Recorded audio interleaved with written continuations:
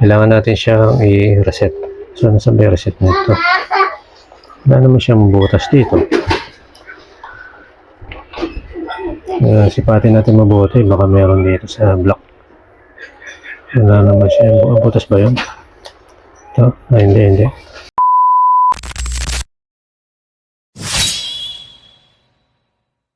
Good day mga paps. Nandito tayo ngayon para set up ng ating configuration sa ating CCTV Wi-Fi smart LED camera. Kasi ngayon hindi ko siya ma-i-add sa ating application sa mobile app kasi nag-upgrade tayo ng ating Converge ng bagong plan natin. And may problem tayo sa pagkoconnect ng ating Wi-Fi smart camera. Ang gagawin natin ngayon is to reset yung ating camera kasi may problem kasi ako, hindi ko makita yung ano nito makita yung kanyang reset button. So kaya siya nakalagay. Kailangan natin siya ma-reset para maipasok natin yung bagong connection sa ating Wi-Fi para mai-ano natin yung kanyang Wi-Fi name and password. Kailangan natin siyang i-reset. So, nasa ba yung reset nito? Wala naman siyang butas dito. Sipatin natin mabuti. Baka meron dito sa block. Wala naman siya. Butas ba yun? Ito? Hindi. Ito kasi memory sa ilalim. Ayun, meron po ito. Ito yung kanyang reset button siguro. May butas dito. Sige, ikabit natin ngayon siya sa power. I-power natin siya para ma-reset natin. Okay, kakabit natin yung kanyang power ng camera.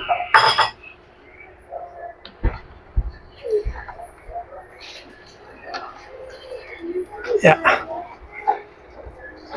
Power ba? Ayan, nag-power siya. Hintayin natin siya mag-initialize. Ayan. Please wait daw. Mag-initialize yung ating CCTV camera.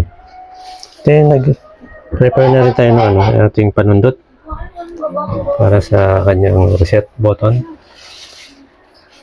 Ayan. Okay na siya. Connecting na siya. Problem kasi natin, hindi natin siya ma-i-add sa ating mobile app. And i-reset natin siya ngayon dito. Ang kanyang maliit na butas dito. Tingnan natin kung ito nga yung reset button. Wait. Ito, nakita niyo ba yung maliit na butas na yan? Yun. Yan, yung maliit na butas. Set natin siya.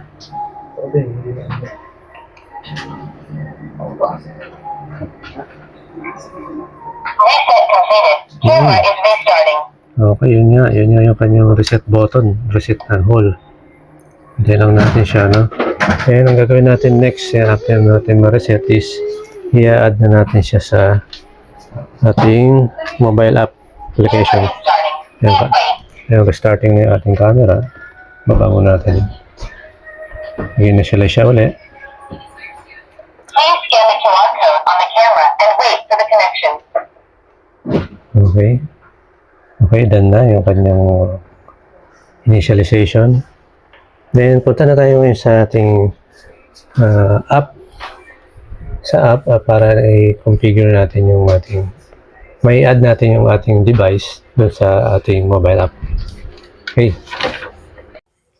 Okay, start tayo dun sa kanyang sa app. Ito yung kanyang app. Open natin.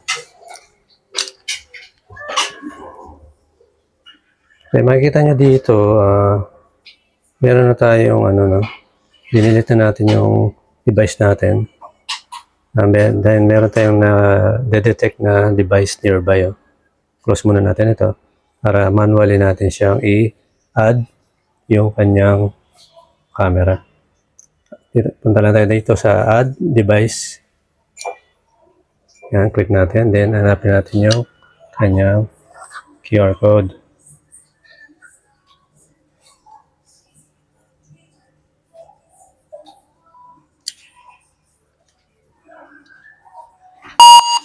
Okay, na-detect na. Ayan, at makikita nyo sa screen natin, ayan yung kanyang pangalan ng camera, no? Ay, camera. Pangalan ng kanyang network, ay, yung Wi-Fi. Kailangan nasa 2G lang siya kasi hindi siya compatible sa 5 GHz Wi-Fi band. And as you can see dito sa kanyang screen, 5 GHz Wi-Fi band is not supported for camera connection. Kaya nag-automatic siya dito sa 2.4 GHz na connection. Okay, add natin yan, confirm na natin. Confirm. Then sabi dito, please keep a distance of 10 cm to 30 cm after a successful scan. The device will prompt receive configuration.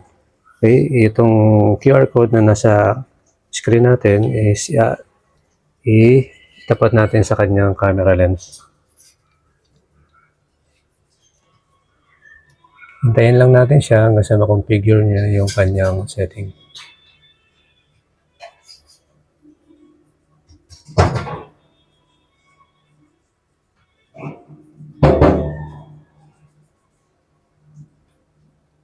Receive configuration information.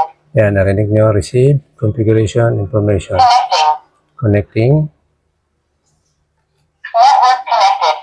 Okay, network connected. Ayan, nag-connect na siya. Click lang natin dito, I heard network connected. Click natin. Then, activating the device. Ayan, okay na. Added successfully. Ayan, connected na tayo sa ating device. Then, view natin yung device. Ayan na siya. Save natin yung QR code. Okay, back tayo sa ating main screen. Confirm. Ayan na. Ito na yung ating camera. Ayan, connected na yung ating camera. Pwede na natin siyang i-configure yung kanyang setup. Ayusin natin yung kanyang setup dito. Or motion track tayo. On natin yung motion track. Okay, din yung PTC natin. Ayan, na-control na natin. Okay. Ayan, diba? Connect na tayo. Ayan, ganun lang po ang ating, ganun lang yung ating, yung pag-connect sa camera, pagkabago yung kanyang connection. Okay, that's all for the tutorial today. And follow for more kung gusto ng ating mga video na gagawin. And like na lang din at subscribe ng ating YouTube, Papa Leo Moto, ang ating Facebook, Papa Leo Moto, and Jose Leo. Okay, thank you for watching another tutorial na done today. Thank you. Bye-bye and see you. Mga kaibigan, laging kasama sa bawat lakbay na ating gagawin. Papa Leo Moto, travel at nature, yan ang motto. Papa Leo Moto, kahit may pagsubok hindi susunod.